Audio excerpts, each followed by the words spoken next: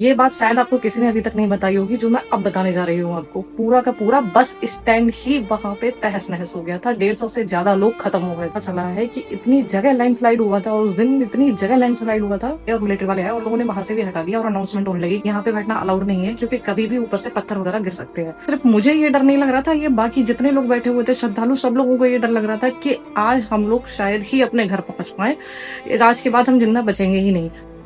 Hello friends, कैसे हैं आप सभी लोग। तो आप लोगों ने बहुत सारी वीडियोस देखी होंगी कि वैष्णो देवी में बहुत बाढ़ आई, बहुत पानी गिरा। तो आखिर हुआ क्या था वो मैं आपको बताने जा रही हूँ, क्योंकि जब ये बारिश का इंसिडेंट हुआ था तब हम लोग भवन में ही थे।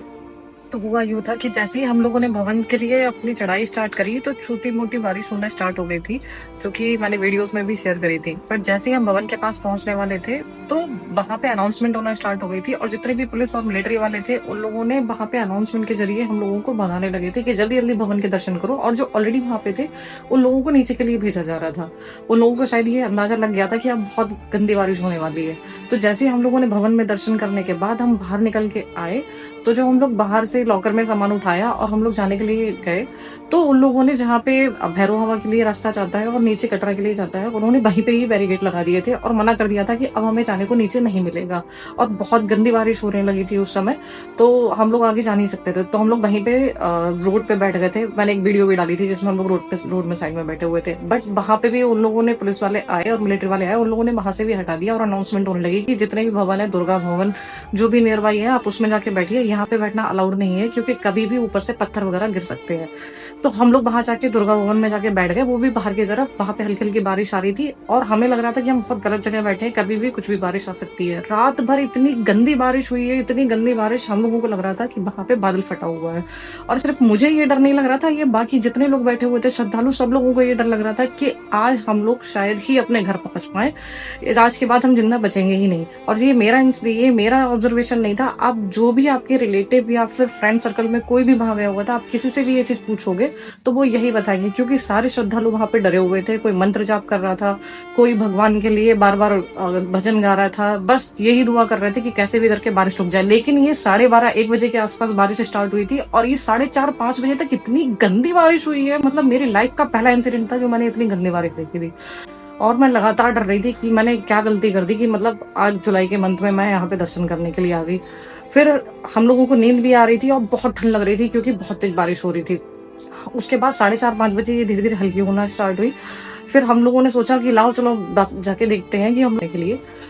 तो जैसे हम लोग नीचे जाने के लिए आगे बढ़े तो उन लोगों ने मना कर दिया कि अभी गेट नहीं खुला है, तो आप लोग वापस जाओ दुर्गा भवन के लिए और आप लोग वॉशरूम वगैरह वहीं का यूज कर सकते हो अगर आपको कोई हेल्प की जरूरत है। तो हम लोग भवन में नीचे की तरफ गए तो वहां तो अलग ही लेवल था, मतलब था। वहां पे लोग एक के ऊपर एक सोए हुए थे, इतनी उमस हो रही थी बहुत ही ज्यादा। फिर मुझे ये लगा कि भगवान ने हमें बहुत सही जगह बैठाला था पूरी रात, कि ना तो उमस थी ना कुछ, बस हल्की फुल्की ठंड थी। अब जब वहां से हम लोग लौट के आए हैं नीचे की तरफ, तब हमें पता चला है कि इतनी जगह लैंडस्लाइड हुआ था उस दिन, इतनी जगह लैंडस्लाइड हुआ था बहुत ही ज्यादा। मतलब 3 से 4 जगह तो लैंडस्लाइड हो चुका था जो कटरा के लिए रोड गई हुई थी, और जो भैरव बाबा का मंदिर के लिए रास्ता गई हुई थी वहां पे भी लैंडस्लाइड हो रखी थी। तो वहां पे जाना अब अलाउड नहीं था।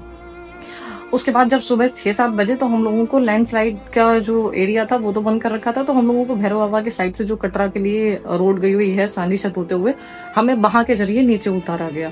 वहां पे भी बहुत सारे रोड़ा मलबा बहुत सारी चीजें पड़ी हुई थी। और जब हम नीचे आ रहे थे तब हमें पता चला कि शिव खोड़ी में वहां पे बादल फटा था और पूरा का पूरा बस स्टैंड ही वहां पे तहस नहस हो गया था। 150 से ज्यादा लोग खत्म हो गए थे।